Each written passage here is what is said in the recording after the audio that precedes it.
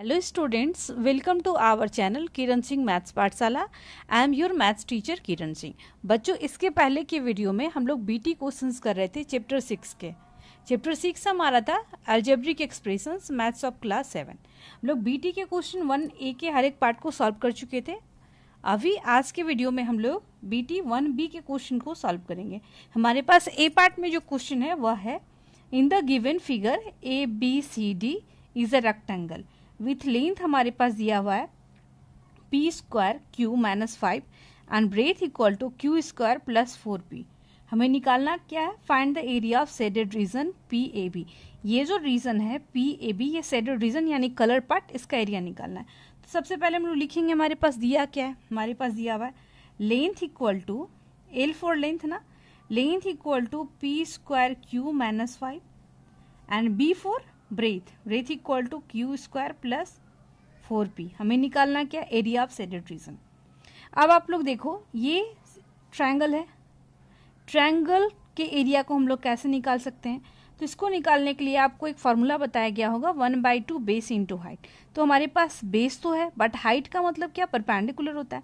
तो हम लोग इसमें क्या कर सकते हैं? कंस्ट्रक्शन कर सकते हैं। ये परपेंडिकुलर हम लोग अपने मन से ड्रॉ करेंगे। ये परपेंडिकुलर ड्रॉ कर दिए।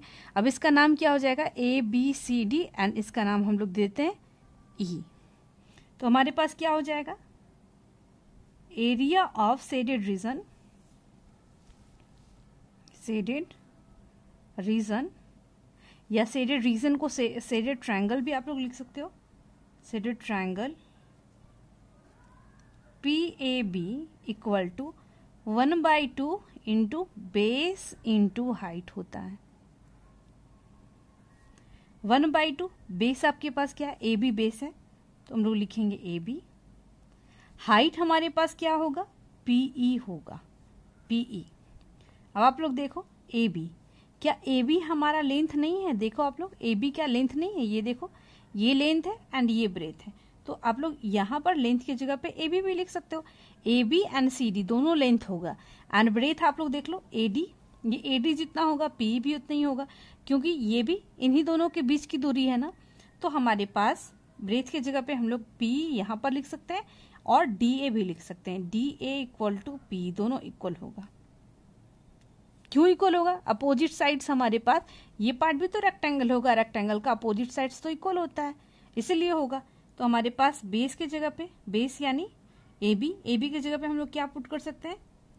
p² - 5 एंड PE के प्लेस पे हम लोग क्या पुट कर सकते हैं? q² + 4p। अब हम लोग इसको क्या करेंगे? मल्टीप्लाई करेंगे। प्रोडक्ट निकालना आपको सिखाया गया है। p² q से पहले q² + 4p को मल्टीप्लाई करेंगे। माइनस का साइन है तो माइनस देंगे, q² + 4p। अब आप लोग देखो 1/2 था ना, तो 1/2 बाहर में ही रहेगा। हमारे पास आ गया, इन दोनों को मल्टीप्लाई करेंगे। p² q⁻² एंड 1 3 हो गया, प्लस का साइन देंगे 4।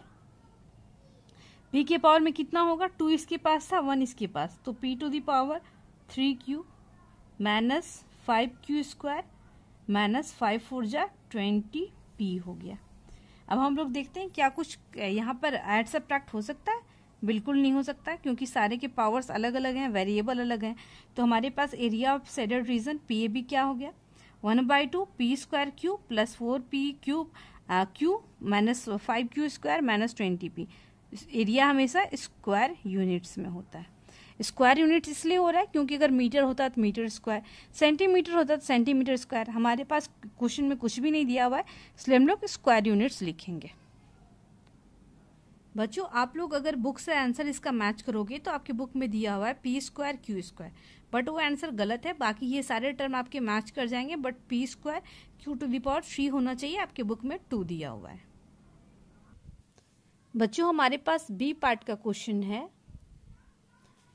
By how much does the expression 72z² - 45z + 4 exceed the expression 30z - 42z² - 70। यानी ये जो एक्सप्रेशन है, इस एक्सप्रेशन से एक्सीड मतलब कितना ज़्यादा है। तो अगर आपके पास, मान लो आप लोग 2 भाई हो, एक के पास 100 रुपीज़ है, दूसरे के पास 75 रुपीज़ है। अगर ये बोला जाए आपके पास दूसरे भाई से कितना रुपया ज़्यादा है, आप लोग कैसे करोगे, माइनस करोगे, 100 माइनस 75। इसी तरीके से हम लोग क्या करेंगे, सब्ट्रैक्ट करेंगे। सिमिलरली हम लोग यहाँ पर क्या करेंगे, यहाँ पर भी सब्ट्रैक्ट करेंगे। हम लोग लिखेंगे 72z² minus 45z plus 4, minus का साइन देंगे, 30z माइनस 42z² माइनस 17। हमारे पास माइनस से तो ब्रैकेट को ओपन करेंगे तो सबका साइन क्या हो जाएगा, चेंज हो जाएगा। Minus 45z plus 4 minus 30z minus minus plus 42z² minus minus plus 17 हो जाएगा। अब आप लोग देखो जेड वाला ऐड हो जाएगा, 2 प्लस 2 हम लोग क्या करेंगे, इन दोनों के पावर में z² है तो इन दोनों को क्या करेंगे, ऐड करेंगे। हमारे पास हो जाएगा 2 2 4 एंड 7 एंड 4 11 114 z²। अब आप लोग देखो इस प्लेस पे क्या है, ये जो है ये भी है, दोनों के पास z है ना, तो हमारे पास माइनस माइनस तो प्लस होता है बट साइन माइनस का होता है। 5 ये हो जाएगा एंड 4 एंड 3 7 75 हो गया z। अब इस प्लेस पे आप लोग देखो 17 प्लस 4 क्या हो जाएगा, 21। ये हमारा आंसर हो गया। हमारे पास क्वेश्चन क्या था, by how much does the expression, तो हम लोग आंसर में लिख सकते हैं बाय दिस मच। ये हमारा आंसर कंप्लीट हो गया। बच्चों हमारे पास सी पार्ट का क्वेश्चन है, the perimeter of A triangle is x² y plus 10 units. आप लोग पेरीमीटर का मतलब समझते हो। देखो अगर ये ट्रायंगल है, ये हमारे पास ट्रायंगल है ना, तो पेरीमीटर का मतलब होगा, मान लो ये ए बी सी है, तो पेरीमीटर का मतलब होगा length of all the 3 sides, 1 2 3, तीनों साइड्स को ऐड करने के बाद क्या आ रहा है, x² plus Y, x² y plus 10। अब इसमें क्या बोल रहा है, one of the side is of length x² y minus 4। मान लो इस साइड को हम लोग मान लिए x² y माइनस 4 है, and other side is 3 minus 2x² y। मान लो इस साइड को हम लोग लिख रहे हैं 3 माइनस 2x² y। तो क्वेश्चन में बोल रहा है find the length of the third side, और ये जो पेरीमीटर है तीनों साइड को ऐड करके दिया हुआ है, तो हम लोग कैसे निकालेंगे, इसमें से इन दोनों को ऐड करके क्या करेंगे, माइनस करेंगे। मान लो आप लोग तीन भाई हो, आपको तीनों को मिला करके 100 रुपीज़ दिया गया।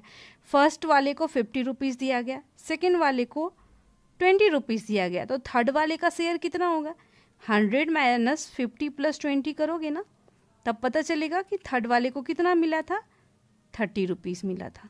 इसी तरीके से तीनों का सम हमारे पास दिया हुआ ये, एंड इन दोनों का हमारे पास जो साइड का मेजरमेंट है, लेंथ है, वो दिया हुआ है। थर्ड साइड का कितना होगा, ये इस तरीके से हम लोग निकाल सकते हैं। तो आपको पिक्चर से समझ में आई होप कि आपको अच्छे से समझ में आ गया होगा। तो हम लोग लिखेंगे length of third side, length of third side equal to हम लोग लिख सकते हैं x² y प्लस 10 में से पहले इन दोनों को हम लोग ऐड करेंगे, यानी x² y माइनस 4 प्लस का साइन देंगे 3 माइनस 2x² y, ये ऐड करेंगे। हमारे पास हो जाएगा x² y प्लस 10, माइनस का साइन देंगे। आप लोग देखो x² y, इसके पास भी x² y है ना, एंड पहले ब्रैकेट को हम लोग ओपन कर लेते हैं, x² y minus 4 plus 3 minus 2x² y। अब ब्रैकेट हमारा क्या हो गया, ओपन हो गया। तो x² y प्लस 10, माइनस का साइन देंगे। आप लोग देखो 2x² y है ना, x² y इसके साथ तो 1 छुपा हुआ है, तो 2 में से 1 जाएगा तो क्या बचेगा, 1 को लिखते नहीं है, सिर्फ x² y। अब आप लोग देखो 2 बड़ा है या फिर 1, 2 बड़ा है ना, तो जो बड़े के पास जो साइन रहता है उसी को हम लोग लिखते हैं, यानी माइनस का साइन देंगे। यहाँ पर आप लोग देखो 4 में से 3 जाएगा तो 1, एंड 4 बड़ा है तो माइनस 1 हम लोग लिखेंगे। हमारे पास हो जाएगा x² y plus 10, minus minus क्या हो जाएगा, plus x² y, and minus minus plus 1 again. अब x² y plus x² y क्या हो जाएगा, 2x² y, and 10 and 1 11, sorry 11 लिखेंगे, 11 यूनिट्स। ये क्या हो गया हमारे पास, ये थर्ड साइड का मेजरमेंट हो गया, लेंथ हो गया।